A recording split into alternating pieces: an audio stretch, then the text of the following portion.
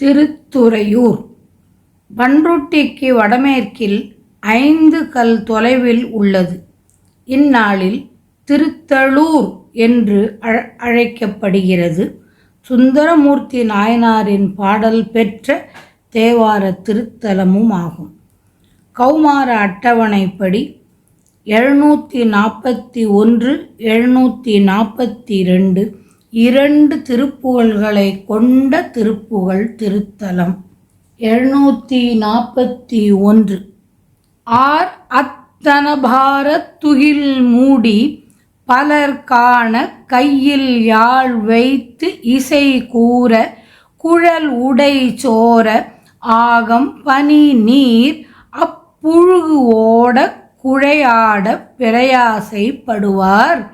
பொட்டு அணி சசி நேர் வாழ் கூற கணைவேல் கண் கயல் போலச் சுழல்வார். சர்க்கரை கோவை கனி வாய் பல் கதிர் ஒளி சேரும் கோலக் குயிலார்.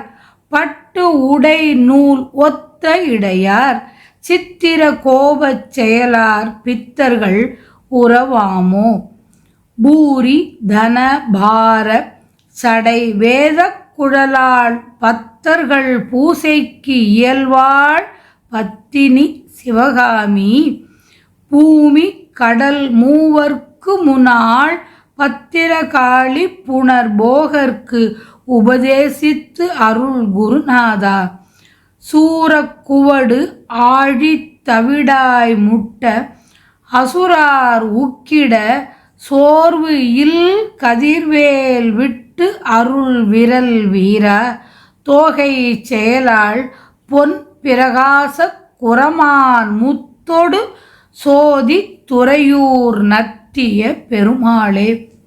தோகை செயலாள் பொன் பிரகாச குரமான் முத்தொடு சோதி துறையூர் நத்திய பெருமாளே.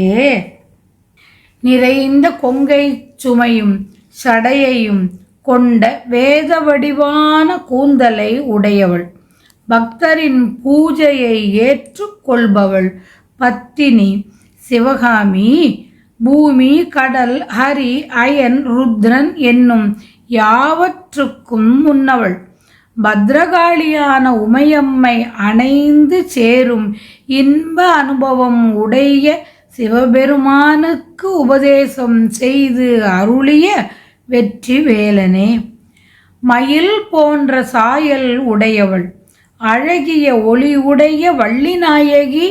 முத்து போன்ற தேவியுடன் ஒளி வீசும் துறையூர் என்னும் தலத்தை விரும்பிய பெருமாளே. விலைமகளிர் முத்துமாலை அணிந்த கொங்கை சுமைகளை புடவையால் மூடி பலரும் காண கையிலே யாழ் வைத்து இசை நிரம்ப பாடி கூந்தலும் உடையும் நெகிழ உடலில் பன்னீருடன் புனுகும் கலந்து விளங்க செவிகளில் குழைகளாட முயற்சி எடுத்து கொள்பவர்கள். பொட்டு அணிந்த முழுமதி போன்ற முகத்தில் வாள் கூரிய அம்பு வேல் என்ற இவை போன்ற கண்ணை மீன் போல் சுழற்றுபவர்கள்.